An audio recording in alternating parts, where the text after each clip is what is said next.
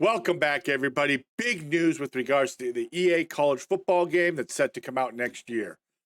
This news broke on Friday, June 30th. Didn't have a chance to cover it. Was busy on Saturday, but I wanted to release everything that I've read up for you guys as I've been following it pretty closely.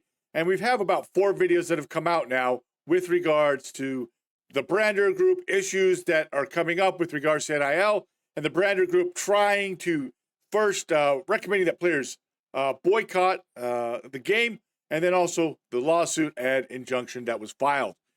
As you can see on the screen, it says EA scores in college football lawsuit as temporary restraining order is denied.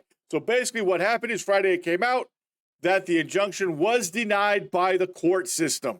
So this is a big win for fans of the video game, for EA. It doesn't mean that the lawsuit isn't going forward. It just means that the temporary injunction to prevent EA from doing any type of negotiating with schools and players, that is not happening. They're not denied in doing that. They're able to go forward with that process. This prevents the Brandr Group from blocking that on those grounds. So this is a big win. This doesn't mean that the lawsuit is going to be won by EA, guarantee that EA is going to win the lawsuit, but it is a very good first step for those that are really hopeful about the video game, that EA will come out triumphant. It's looking like EA has a better case than the Brandr Group. Let's dig into some of the reasons that EA was able to win with regards to the injunction.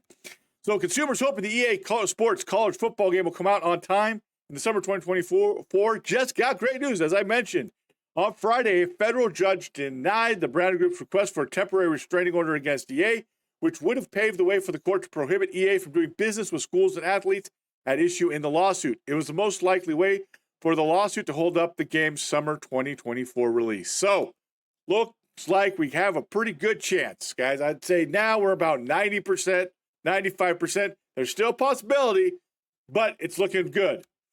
Front Office Sports broke the news of the lawsuit last week. The Brandr Group, which offers group licensing services to schools and athletes who choose to sign with them, claimed that EA had circumvented its rights to negotiate the group licensing deal on athletes' behalf. The Brandr Group has contracts to negotiate group licensing deals with 54 schools that might be in the game, as well as undisclosed number of athletes at these schools who have agreed to work with the Brandr Group. While the lawsuit proceeds, the Brandr Group attempted to bar EA from working with any of the schools or athletes at issue in the lawsuit until it was settled.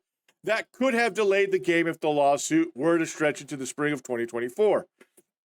When EA would decide on athlete eligibility for the game and start offering NIL deals. But that attempt has been struck down. And this is important. This gives you an idea of what the judge is kind of looking for with regards to this case. Plaintiff has not established that it actually has an exclusive right to either the school's IP or the student's NILs. This is big. This is a big part of it, guys. Okay? With regards to this. Does it mean that the case is won for EA? No, but it's basically saying Brandr Group has to prove that they are the only ones. They're the only ones with those exclusive rights to the school's IP and students' NILs, and I don't know that they can do that. What appears to be at stake here then is simply the possible monetary benefit that plaintiff could receive from creating co-branding licensing opportunities that package a school's IP and students' NIL rights together. Plaintiff attempts to couch the loss of this co-branding opportunity as irreparable harm, but this falls too short. So basically saying, hey, Brandr Group, you're saying you're going to lose out on all this, but you can't. You haven't proved that you will. Therefore, I'm not going to grant the injunction. That is where it's really big. That's important to understand. Other language in the decision appeared to suggest that the judge doesn't find the Brandr Group's initial complaint particularly persuasive. It has not shown a likelihood of success on the merits or serious questions going to the merits of its claims. The decision read, the Brandr Group has not commented on matters of does not comment on matters of ongoing litigation. EA did not have an updated statement, but told FOS earlier this week, as we said before, we believe the complaint does not have any merit, and this is no different. We're incredibly excited to bring back college football in summer 2024. Like I said earlier, while the lawsuit isn't settled, it may not be a barrier to the game's release now that the restraining order has been denied. It really came down, if the court found that the restraining order, that injunction was plausible, that could have caused the problem. It's looking increasingly likely, and I know We've had some videos asking this question. It's looking a lot more likely that the game is going to be able to come out on time.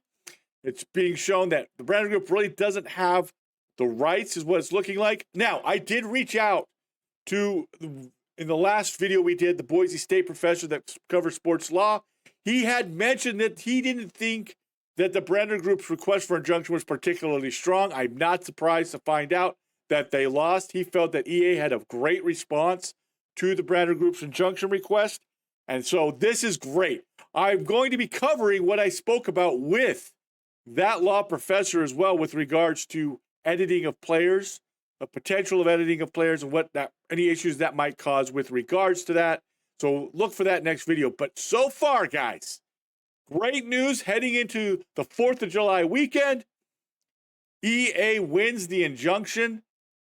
They are not prohibited from contacting any of the players or any of the schools. They are not prohibited in any of that stuff.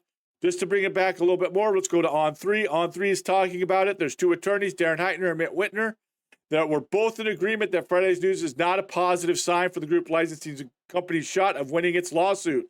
Right? They're basically saying, hey, look, this is what the court has said. Does not look good for you. You're probably not going to win this lawsuit.